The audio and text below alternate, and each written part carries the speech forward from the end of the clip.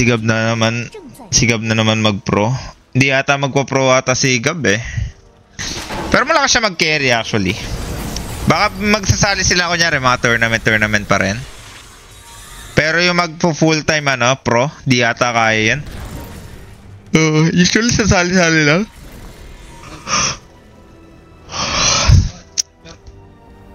Malaki kasi ata magiging shuffle next season. Kasi ang mangyari, feel ko sa boom baka mag-disband tapos kung maglalaro-laro pa rin silang magkaka-team. Yung tatlong Pinoy tapos tanggal yung dalawang core or dalawang ano lang. It's either Scam Teams Armel plus 2, parang ganon. Mga ganon mabubuo dyan. Tapos si Jobs magiging free agent. Good na captain din si Jobs. Sa kunyari drafting ganto ganyan, medyo chill lang siya. So marami rin siyang idea. So feel ko okay pa rin si Jobs maglaro. Saan si Jow if scam? Ay yun lang, hindi ko alam tol. Kasi kung ano naman, Jow teams pa rin, tapos Armel goods. Tapos si scam may bagong lineup din. Parang ganun. Maraming chance guys. Maraming mga magkakabuo. Si Carl pwede rin magka-team. Medyo malakas si Carl. Si Yowie sumasabay na ulit. Nung nakaraan diba pabura na si Yowie. Ngayon okay naman laro niya ulit. Pansin ko lang. Execration siguro mga 1 to 2 tournaments bago sila mag-change player ulit. Feel ko hindi sila ganun kalakas eh yung lineup nila. Si Lewis din magkaka-team yan. Baka mag-disbanding kami Hubris Kyle ako. Wag, i-sponsoran ko yung team na yan tol. Pag tumagal pa kayo tol. Solid nga boss ko si Yowie at Carl. Si Armel, feel ko kailangan niya makabalik ng anong tawag doon? Form? Feel ko hindi pa niya TR form total. May ilalakas pa si Armel. Feel ko baka tilted siya sa nangyayari sa team niya. Yung niya kasi parang dapat gawin niya lang yung mid niya, 'di ba? Pero parang iisipin niya rin paano magbuhat. Parang ganun yung nangyayari. So hindi pa siya on form. Wala na team si Japoy yun. Si Japoy pwede rin siya ma-recruit sa C. Pero kung pwede niyang iwasan muna yung C, mas maganda. Like si Scam. Mas maganda mag-Europe or ibang bansa kayo. Kung may chance kayo ibang bansa. Kung pag pro kayo, feel ko iwasan niyo muna yung C. Medyo mahina yung C ngayon eh. Overall. Nemesis pwede magpalit yan ng lineup din. May chance matanggal din yung mga support. Ganun. Ewan ko si Jinko matatanggal pero si Eris baka maano siya. Hatulan. Kasi ang narinig ko sa kanila, yung mga course ata yung mga command. Minsan nawawala-wala rin ata sila. Parang ganun. Pero si Eris marunong naman. Ewan ko lang. Tingnan natin sa tournament. May chance pa kaya. May chance naman lumakas yung C. Pag nakabalik lang ng meta.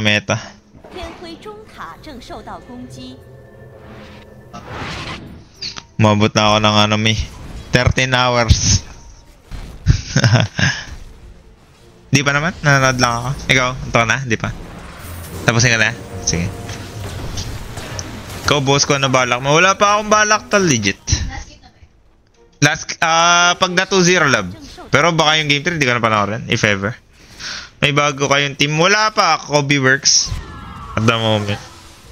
Yandex Love. Need ng Pinas New Bloods parang sa iyo. Yun ang mahirap ata tol. Wala atang New Bloods ngayon. Feel ko kasi yung mga yung mga New Bloods minsan, ewan ko. Baka napunta na sa mga ibang laro. Mobile Legends, HOK, ganun. Sa Dota kasi medyo mahirap eh. Iba yung nilalaro, Roblox, ganun. Bubukas tak sa Kukoy, sino course mo? Maraming malakas sa Kukoy legit. Si Joel din, kahit di ba? Post 4 niya, okay din. Si Cox ang need maglaro na maglaro if ever na gusto niya bumalik ng pro, si Cox. Off lane. Usually kasi dapat 2 digits. Mga course kasi ngayon tol, si Yowie, andyan. Si Carl. Feel ko match sila eh. Si Yowie sa laning ang need niya improve. Tapos ngayon okay na yung laruan niya ng ano, mid to late game ulit.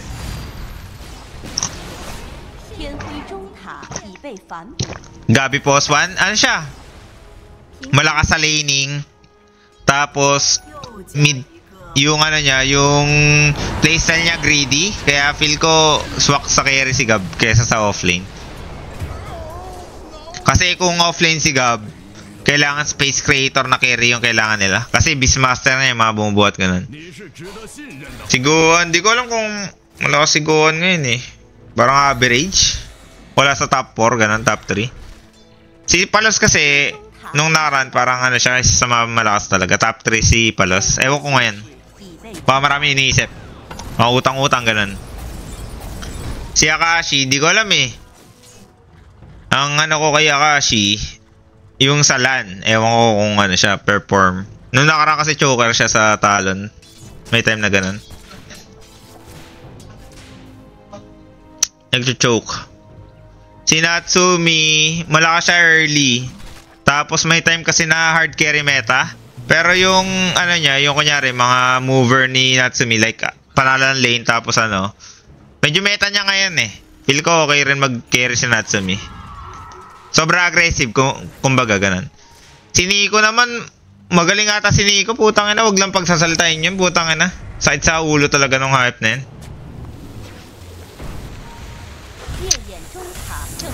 Problema sa akin siguro yung ano, mechanical skill. Feel ko pwede ko pang ma-improve. Yung sa command kasi, tsaka yung sa mga comms, feel ko okay naman. Yung sa mechanical skill, yung positioning, bitawan ng spells, ganun. Feel ko pwede ba yung ma-improve. Si DJ, siguro yung sa lane, feel ko, ano, mas may ilalakas pa sa lane si Dij. Ewan ko sa offlane yan nakakaduo. Kasi sa, ano, bitawan ng spells, magaling siya mag-ano, skill usage. Tapos, alam niya kung kailan mag-out, ganito, ganyan. Nasa laro pa rin si Dij. In laning siguro yung feel kong kaya pang pag ma-improve niya, lalakas siya. Si Polo, baka si Polo pinamalakas mag-offlane ngayon. Sa C? Sa C ba? Makumand rin kasi si Polo eh. Tas ano, alam niya yung mga hero timings niya. Different siya kay Jobs. Counter picker din si Polo eh. Tas kay ano, mas chill siya kaysa kay Force. Parang ganun. Gabi pa rin. Feel ko si Polo mas malakas ngayon.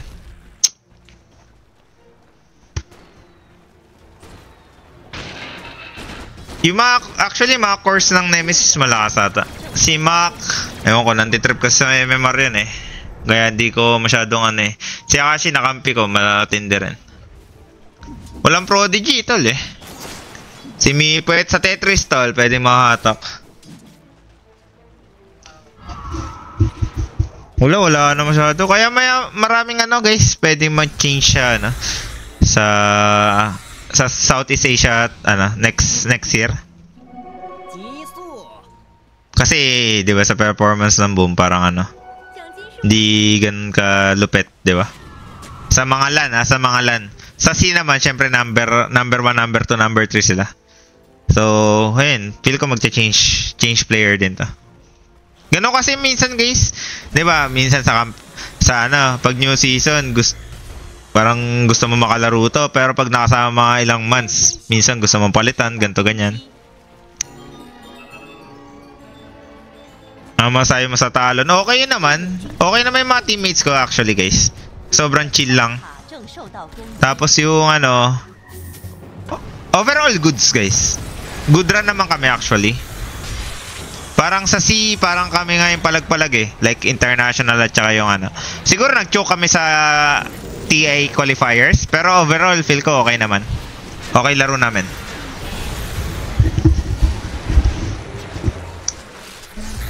May talon pa next season. May talon pa next season.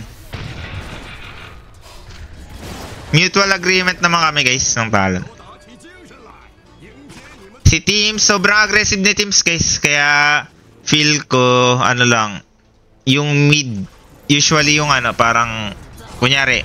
If ever hindi si Armel. Like hindi makakapalag. Like yung nangyari kay Mac parang ganun. Diba parang nung boom si Mac parang wala siyang ano. Wala siyang laro. Parang ganun.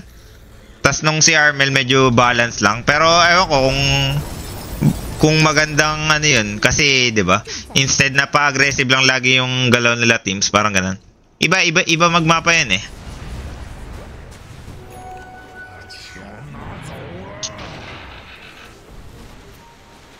Hindi, actually wala na kasi kaming tournament like ano yun. 'Di ba? Laglag kami sa Riyadh. Top 9 tapos sa TI. So parang after nun, wala na tournament. So, mapag-iisip-isip na ng bawat players yan. If ever tutuloy pa or hindi. Actually, pwede pa naman akong bumalik sa kanila. Kung anong tawag doon? Kung malalaman yung mga players. Usually kasi players lang naman yung ano eh. Titignan mo, hindi yung sahod, hindi yung ano, org. Yung gusto mo makalaro next season.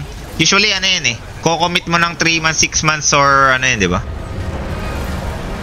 Or magkakatanggalan bigla, parang ganun. That's mo kay RTZ. Hindi ko alam tol eh. Hindi ko napapanood laro nung yan.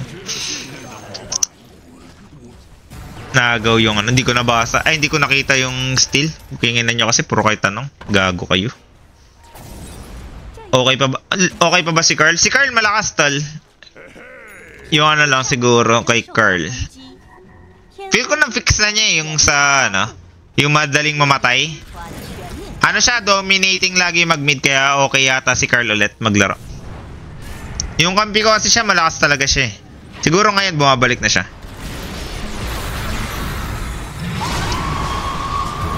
Babalik ka na stake. Hindi pa alam tol. Baka ano pa. Mga next year pa malaman, next month.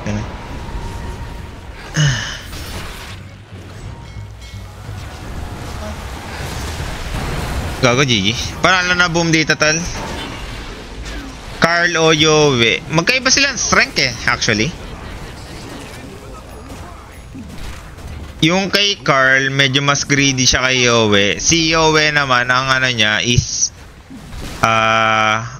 actually magaling rin pare sila magpatayan eh. Yung mga skill usage kasi mga bata pa nga yan. Ang ano lang, pinagkaiba lang siguro nila yung sa laning, mas dominating si Carl. Pero pag nagalawan kasi si Yowie kasi mahilig mag-call ngayon ng ano eh. Rune eh, parang ganun. Iniisip niya yung patayan ng 3v3 tol, actually ganun. So malaki difference nila. Abedyo Pudge. Oh, daming mid no? Tas lahat magaling. Abedyo Pudge. Armel. Di ko lang alam kung sino mga pinakamagaling dyan.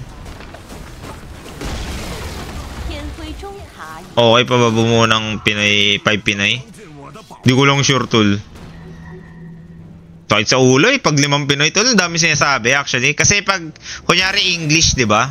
Yung iba hindi sila confident mag-English. So instead na makikipagkulitan pa sila, di na sila magsasalita tol. Yung thoughts nila hindi na nila sasabihin. Pag Pinoy putang ina, daming command tol. Nakakabwisit legit pag naglalaro Pustahan Nights. Minsan, 'di ba? Laning namin, ganto ganyan, okay naman. Biglang putang ina, daming iiyak, ganto ganyan, 'di ba? Mga ganun. Yun na nakakapikon. Kasi sa amin, guys, sobrang chill talaga ng comms namin, actually. Yun yung gusto ko sa Talon. Si Mikoto, sobrang relax lang, tahimik lang. Pero nagko-command. Si Jokam, tahimik din. Kumbaga kung may maingay, ako, si Savage. Si WS, maingay din. Pero pag sa, pag walang game, tahimik. So, actually, tahimik talaga yung Talon. Oh, daming unnecessary words. Walang kwentuhan, ganto ganyan. Yun yung parang pabor ng ng iba-iba lahi. Pero mas madali mag-communicate pag Tagalog din. Parang ganun. May ano ba tawag dun? Pros? Ano ba? Pros and cons. Ayan, tangina mo. Tangina, nakakaisip pa ako ng ano, ng hipon putang ina. Hipon, putang ina nyo. Pros and cons. O, diba?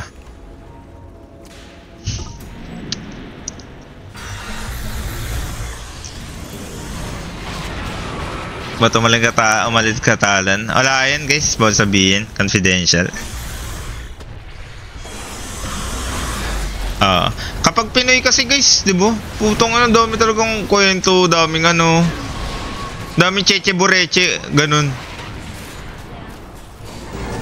Pero ang ano guys ang malakas ngayon sa C kasi mga Pinoy. Karamihan sa atin dominating sa C, di ba? Kaya parang Pinoy number 1 din. Prime Migota or Prime Carl. Actually malakas si Migota guys nung nakampi ko. Parang ano siya guys, nagpe-perform sa international, which is yun yung maganda. Overall, di siya, may mga player kasing choker, siya kasi hindi siya choker. Yun. May iba kasi magaling lang sa LAN, or ay magaling sa online. Siya kasi kaya niya mag-perform, ganun. Parang ganun. Kumbaga, consistent. May maasahan ka talaga. Parang gano'n, hindi kinakabahan. Unlike, yung ibang ano kasi guys, mid, subok na sa international. Minsan nagchuchoke talaga. Gano'n. Ayun, pag nag-Europe din siya, malakas din siguro si Migota. Kaso ayaw niya dun Si Jokam, laki din ang in-improve ni Jokam actually. Nung post-4 siya. Kasi yung unang pasok ko, parang ano mala Joel. Hindi, si Joel ngayon lumalakas na guys.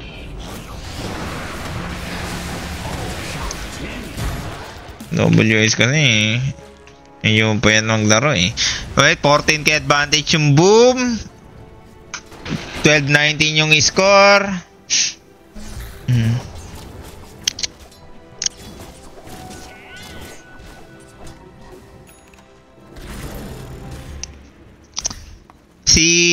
Si 23, malakas din siya mag-carry guys. Actually kasi yung ano, lahat naman ng kumbaga sa mga carry, 'di ba? Parang hindi ganoon kaganda yung laro niya nung nakaraan.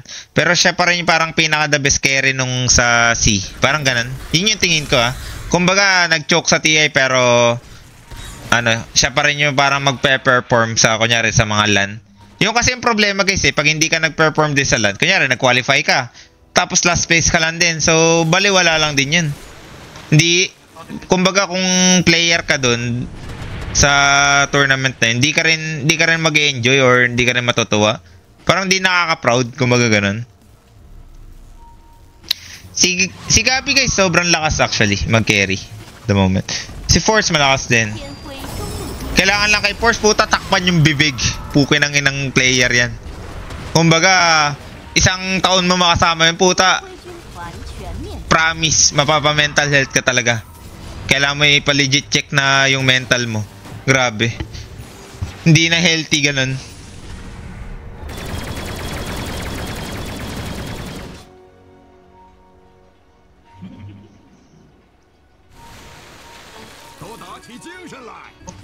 Legit, no cap.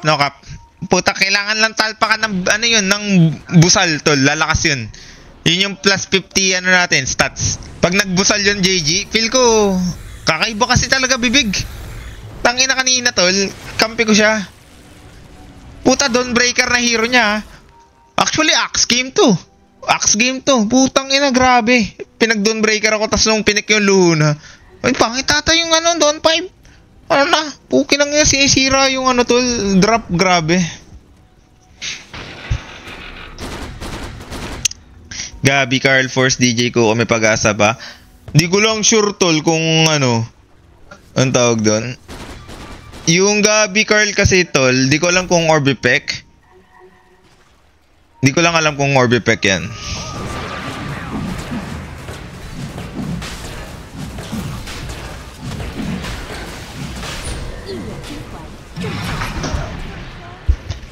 Tingin mo kung magko-pro si Gab? Feel ko kasi si Gab, ano siya, hindi siya choker. May mga player na choker guys sa ano, parang ganun. Si Gab kasi hindi siya choker. Ano siya, performer player din. So, kunyari, na bumalik siya sa carry, nagpe-perform talaga yun. Hindi, walang kaba. May mga ganun kasing player eh. Alam mo kung may kaba sa wala eh. Si Carl hindi rin choker, guys. Parang ikaw choker. Yeah, paano ba? May mga games siguro. Actually, meron siguro. I wonder is back. Walang ano. Actually, walang ano. I wonder, tangina, so sobrang mamahal niyang mga player na yan. Si Armel, Teams Gabi, putang ina, Big 3. Inan niyang... Walang may kaya magbayad dun, tol.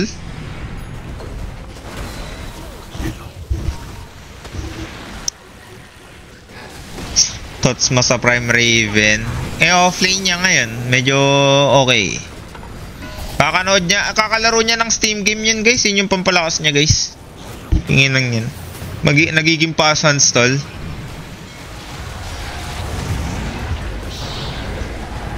Ikaw na ata pinakamahal na player po. Actually, mababa lang yung asking ko. Ano lang ako for playing lang, guys. Pag malaman nyo. Kaso bawal sabihin nyo yun eh.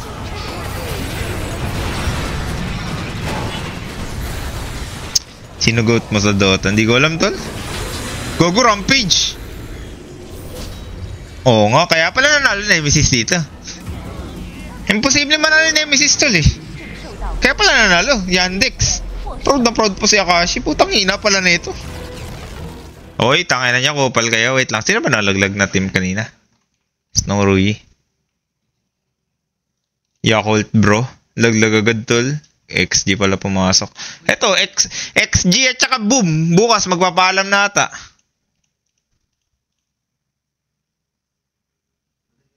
Pero kaya yan. Guys, mag-out na ako, guys. 13 hours na tayo naka-live. Bukas na lang ulit, mga tol. Thank you sa mga nanood. And then, W in the chat, guys.